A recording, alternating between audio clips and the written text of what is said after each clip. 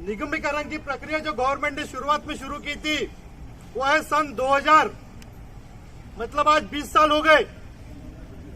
सबसे पहले नायर कमेटी के माध्यम से सरकार ने यह निर्णय लिया था कि आयुध निर्माणियों का निगमीकरण करना है। उस समय फेडरेशनों ने हड़ताल की। हड़ताल के बदौलत जॉर्ज फर्नांडिस जो उस समय के रक्षा मंत्री थे, उन्होंने फेडरेशनों को लिखित रूप से दिया कि आयुध निर्माणियों का निगमीकरण नहीं किया जाएगा। उसके पश्चात फिर एक कमेटी ने 2005 में आयुध निर्माणियों का निगमीकरण करने का फैसला लिया। उस समय प्रणब मुखर्जी साहब ने 18/9/2006 को तीनों फेडरेशनों को लिखित रूप से दिया कि आयुध निर्माणियों का निगमीकरण नहीं किया जाएगा। उसके पश्चात 2007 में फिर से सरकार ने इशू लाया। उस समय के रक्षा मंत्री ए.के. एंटनी जी ने, उन्होंने भी लिखित रूप से दिया कि आयुध निर्माणी का निगमीकरण नहीं किया जाएगा। सबसे आखिरी में अभी 2015 में जो इसी सरकार के नेता है स्वर्गीय मनोहर पर्रिकर जी, उस समय भी निगमीकरण का इशू लाया और उस समय भी आपकी एकता के बदौलत, आपकी ताकत के बदौलत, आपकी हड़ताल के बदौलत मनोहर पर्रिकर जी ने भी लिखित रूप से दिया कि आयुध निर्माणियों का निगमीकरण नहीं किया जाएगा। इसका मतलब ये संकट को फेडरेशनों की एकता के बदौलत, आप सभी लोगों की ताकत के बदौलत हमने 20 साल से रोक रहे। 20 साल से आज ये सरकार पूर्ण बहुमत में है। उन्होंने निर्णय लिया, इस सरकार को भी झुकाने का काम आपने अगस्त माह के 2019 के हड़ताल में किया। 1 महीने की हड़ताल का आगाज किया। सरकार 5 दिनों में बैकफुट पे आ गई और secretary DP doctor Ajay Kumar ने, उन्होंने भी लिखित रूप से फेडरेशनों को दिया कि आयुध निर्माणी का निगमीकरण बिना आपको विश्वास में लिए नहीं किया जाए। सरकार ने लिखित रूप से देने के बाद फिर से धोखा दिया, फिर से निगमीकरण का इशू इस कोरोना महामारी के संकट में आपदा को अवसर बनाते हुए हमारे बीच में लाया। इसी सरकार ने लिखित रूप से दिया, इसी सरकार के मंत्रियों ने लिखित रूप से दिया। उसके बावजूद भी इस मोदी ने, इस बीजेपी सरकार ने उस आश्वासन को तोड़ा और फिर से निगमीकरण करने का विषय लाया। इसलिए इस बार फेडरेशन ने निर्णय लिया था कि इस बार हम अनिश्चितकालीन हड़ताल करेंगे, आर या पार की लड़ाई लड़ेंगे।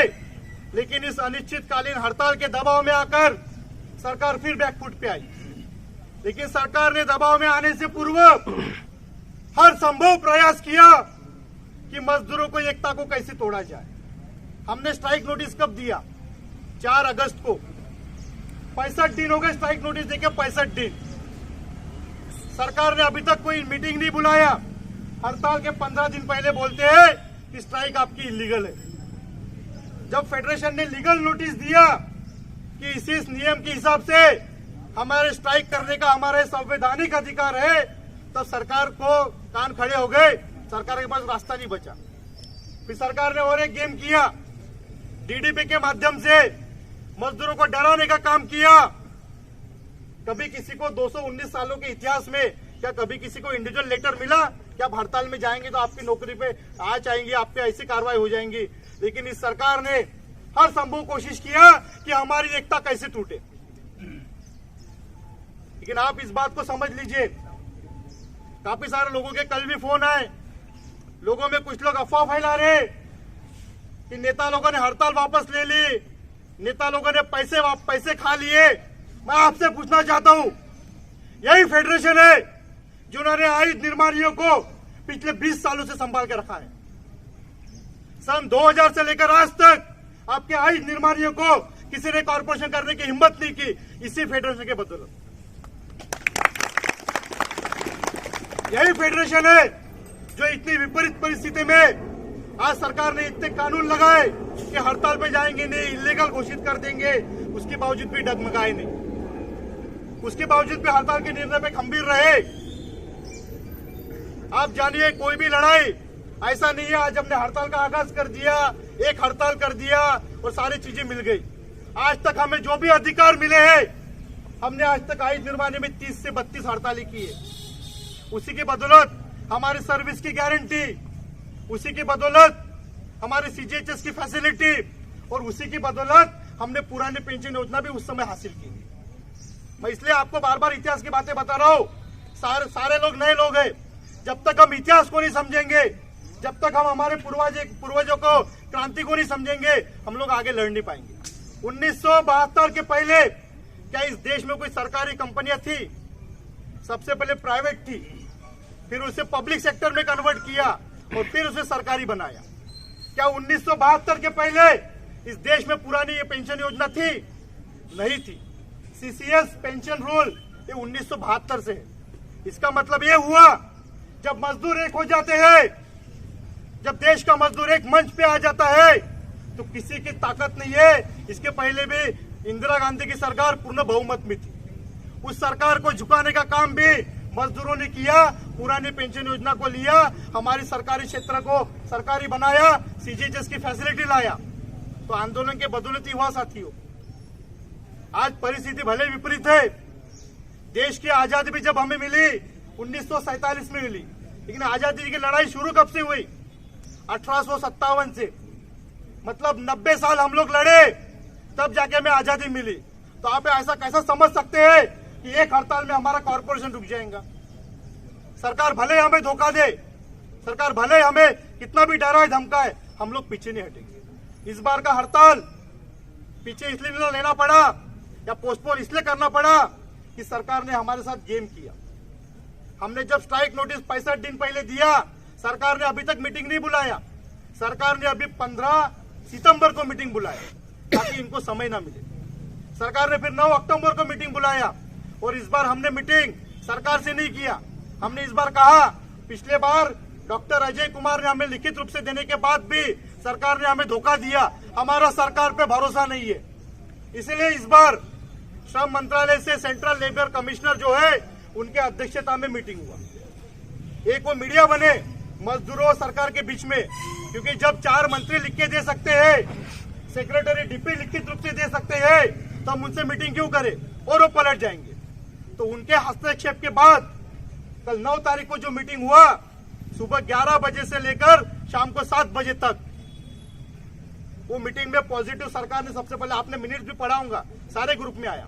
मिनट्स में क्या लिखा हुआ है? जो डीडीपी की तरफ से जो लोग आए थे सरकार की तरफ से, उन्होंने कहा कि सरकार ने कॉर्पोरेशन का निर्णय लिया हुआ है, आपको इसमें क्या सुविधा चाहिए उसके ऊपर चर्चा कीजिए। हमारे फेडरेशन ने बोला, अगर आपको इस पे चर्चा करना है तो हम लोग मीटिंग में नहीं रहते, हम लोग हड़ताल पे जा रहे। बाद में उन्होंने अपने शब्दों को वापस लिया। मैं कोई झूठ नहीं बोल रहा। कल डीडीपी का आपका जो मिनट्स हुआ है, उसका मिनट्स हर किसी के व्हाट्सएप में है, उसको पढ़िए ध्यान से। उसमें सरकार बैकफुट पे आई। सरकार ने उस चीज को वापस लिया और ये बोला कि अभी हम कॉर्पोरेशन नहीं करेंगे, आपसे चर्चा करने के लिए हम लोग तैयार हैं। तो इंडस्ट्रियल डिस्प्यूट एक्ट 1947 के तहत जब सरकार ने श्रम मंत्रालय सेंट्रल लेबर कमिश्नर के सामने ये पक्ष रखा और ये बोला कि हम लोग कॉर्पोरेशन नहीं करेंगे, तो नियम के हिसाब से अगर हम लोग हड़ताल पे गए रहते, जो आप कुछ लोगों की भावना जो आती है कि पोस्टपोन क्यों किया, तो हमारी हड़ताल सही में इलीगल हो जाती। जब कोई हमारी बात को सुन रहा है, वो भी मैंने आपको पहले ही बताया, हमने सरकार पे विश्वास नहीं किया, हमने सेंट्रल लेबर कमिश्नर के ऊपर विश्वास किया और उन्होंने हमको आश्वस्त किया है कि एक सरकार बिना बातचीत करके, बिना आपको विश्वास में लिए या बिना मीटिंग लिए एक तरफा निर्णय नहीं लेंगे। हमारे फेडरेशन ने कल चैलेंज किया, सेंट्रल लेबर कमिश्नर को बोला, आप कॉर्पोरेशन क्यों करना चाहते हो? क्योंकि आपको प्रोडक्शन बढ़ाना है। तो हमने उनको, आप सभी की ताकत के बदौलत हमारे फेडरेशन ने चैलेंज किया, आप हमें 5 साल का समय दीजिए। 5 साल में हम निर्माण का 30,000 करोड़ का टारगेट अचीव करके दिखाएंगे। अगर हम लोग इसमें विफल रहे तो आप हमको बिना पूछे कॉर्पोरेशन कर दीजिए। हम ना स्ट्राइक करेंगे ना आपको कुछ बोलेंगे, लेकिन पहले मौका तो दीजिए। पहले वर्कलोड तो दीजिए, पहले काम तो दीजिए, रॉ मटेरियल तो समय पे दीजिए, फिर हमारी क्षमता देखिए। यही लोग है, यही आज निर्माणीय है जिन्होंने कारगिल युद्ध, इंडो चाइना वार किसके दम पे जीते। तब था क्या ये मोदी? इसको पता है क्या इतिहास? आज ये बता रहा है हमको कि कॉर्पोरेट सरकारी कर्मचारी काम नहीं करता। जब देश में कोरोना महामारी आई तब कौन था सामने? हमारे आज निर्माणीय है जिन्होंने वेंटिलेटर बनाए, जिन्होंने प्रोटेक्टिव क्लॉथ बनाए। तब कहा गए? तब हमने देखा क्या? आज हमारे आयुध निर्माणियों को देश का चौथा स्तंभ बोला जाता है। क्यों? कल हमारे फेडरेशन ने बातों में रखा, पिछले 100 साल छोड़ दीजिए, पिछले 20 सालों में हमारे कर्मचारी जो एम्यूनेशन में काम करते हैं, एक्सप्लोजिव में काम करते हैं, करीब करीब 150 लोग शहीद हुए। तो हमारे कर्मचारी भी तो देश के लिए जान दे रहे हैं, तो आप कैसा बोल सकते हो कि आज निर्माण काम नहीं करती? तो ये सारे चीजों को पक्ष में रखा हुआ है। लेकिन साथियों, इस बात को समझना बहुत जरूरी है, ये सरकार हरामखोर है। ये सरकार ये चाहती है कि मजदूरों का नेताओं पे भरोसा न रहे, मजदूर नेताओं के खिलाफ हो जाए, मजदूर फेडरेशन के पीछे खड़े ना रहे। इसी षड्यंत्र के तहत वो हमको झुलाते हैं और 4 दिन पहले मीटिंग ली। 65 दिन से क्यों नहीं लिया? लेकिन हमने भी फेडरेशन को आश्वस्त किया कल, हमारा आज का युवा नौजवान ये पढ़ा लिखा है, इस सरकार के दबाव में नहीं आने वाला, इस सरकार के बहकाव में नहीं आने वाला। भले आज हड़ताल को पोस्टपोन किया है क्योंकि सरकार ने कॉर्पोरेशन के इशू को बाजू में रखा हुआ है। अगर 15 दिन बाद भी फेडरेशन आह्वान करेंगे तो हम लोग हड़ताल पे जाने के लिए तैयार रहेंगे। तैयार है कि नहीं है? क्योंकि सरकार की जो मंशा है कर्मचारियों को भड़काए, इनमें भ्रम का वातावरण पैदा करे, ताकि जब हड़ताल का आह्वान करेंगे तो फेडरेशन के पीछे खड़े नहीं रहेंगे। लेकिन ऐसा नहीं होने वाला। ये मोदी सुन ले, हमारा कर्मचारी जागरूक है, हमारी ट्रेड यूनियन जागरूक है। तो कितना भी प्रयास कर ले हड़ताल को तोड़ने का, लोगों को भड़काने का, हम लोग पीछे नहीं हटेंगे।